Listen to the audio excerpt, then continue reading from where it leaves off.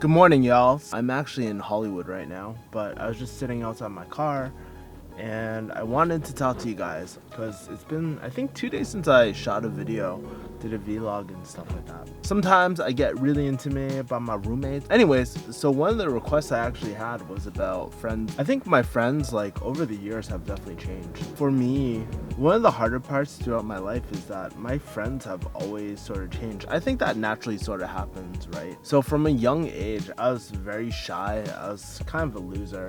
Part of it was being like one of the only Asian kids in the class and stuff, and it was pretty crazy. I didn't realize I was different maybe until like sixth or seventh grade. I think when you're that young, you don't realize that, hey, you're different and stuff like that from these white kids who celebrate Hanukkah and shit. I never understood why that I didn't have any friends, and part of it was that. Part of it was actually my dad. He used to really like. Growing up, I always used to get yelled at for everything, so it made me really timid, and sometimes like those same childhood things like still come up to today, right? That was really difficult, like coming home to feeling that nothing you could do was right, that you were always in the wrong. Like, it doesn't really make you an outgoing person, right? Fast forward to like middle school and stuff. Early high school, I was a nerd, man. I was just gaming all the time. Here's the thing, I never really had a lot of friends, so I made a lot of my friends through gaming, and then a beautiful thing came out. It's called Zanga. So if you guys don't know, I used to have a Zanga. I met a lot of friends through that, and that was the first time where I could truly express how I felt and stuff through writing and whatnot. Back then, I always wanted to be popular, but I was a fucking loser. I was a nerd, like I would literally like go to math team, science team, play fucking Warcraft 3 and Counter-Strike all day, and I wanted cooler friends because cool is like whatever, like, but I wanted more outgoing friends because I really like going out and just talking to people, meeting new friends and stuff like that, because that's always something I wanted, right?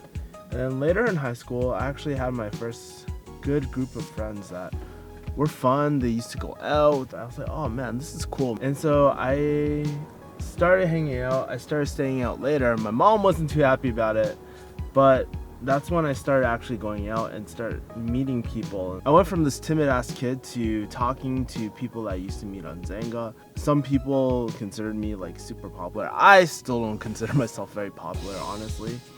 But yeah, and so then college comes around. I'm a fucking loser again. I went to engineering school, so there was a lot of guys, and I don't know, it was like a nerd school. It was my dream school back when I was a nerd, but it wasn't what I wanted, right? It was a sausage fest. Fuck that shit. But, like, thanks to internet, thanks to like my people I met in high school, I would still go out on weekends, still chill with my friends and stuff. And then pharmacy school, I again met a lot of friends, and some of them are my best friends today. And I still have friends of all periods in my life, right? I'm very lucky for that. Next thing you know, I move out to California and I have to start all over. And I think one of the biggest pains of moving to a new city is like my friends consistently change. At my age, like, people are always getting married, people are having kids, so they don't want to hang out. I get it, man. I don't want to get in there like business of family time and all that sort of stuff. That's something I had to deal with, and I still deal with today. And it's hard for me to find friends. And so I don't know where I was going with this, but I think through every single stage of your life, it's natural to lose friends. It's natural, not even lose friends, but I think what happens is like we don't necessarily fight, but sometimes you get so busy with life that things just fall through the crack. It's a lot easier to keep in contact now with Facebook and stuff and Instagram.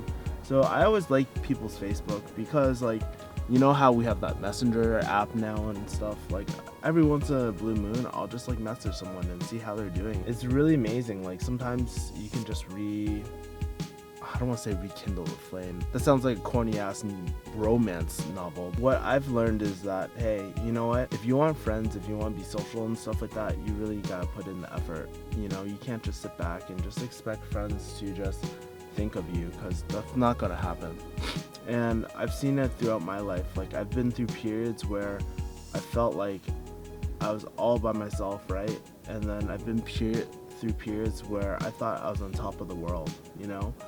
And I look back at those moments, I'm like, those moments where I felt like shit was when I wasn't really doing anything, you know? And I'm not saying I'm the most popular, I'm the most social person, but for me, being a social extrovert, I really have to constantly remember my needs, like of meeting new people and reconnecting with the old people. And that's why I love going home so much, like, not for the food, not for the weather, but the people, the relationships I had. And no lie, like, sometimes people fall out of your life. Like, one of my friends, I considered him a really good friend, but he sort of fell off.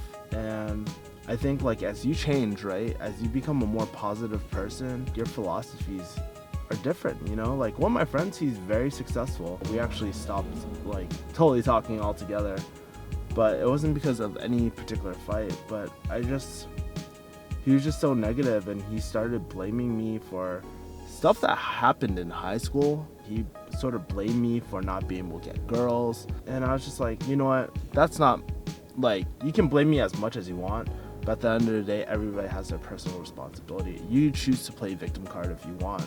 And I just didn't vibe with that. I was just like, fuck it. In my head, I'm just like, stop being a little bitch.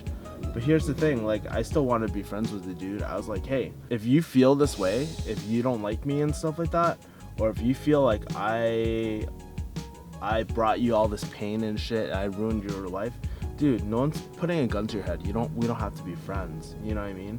But I just left it open. I was like, dude, if you ever want to talk about it, just let me know. And I think that's one way to be a really good friend. Be there, like, fucking trusted, I don't want to say trusted advisor, but I want to say, like, do what's best for them, man. If it's not talking to you, that's probably the best thing, man. Yeah, that's my talk about friendships and mother bullshit like that. But I've been thinking about it because, one, my friend Mimi commented on it. Second thing, I'm going back to Boston. And third thing, I'm just going through through my life where I just realized that I wish I had a better social life. But anyways, guys, thank you for watching. If you got any more topics you want me to talk about, comment below. It's 9:04. Gotta get editing for this vlog. And I have a bunch of other pharmacy videos that are coming out later today. But thank you guys. Thank you for watching. Peace, motherfucker.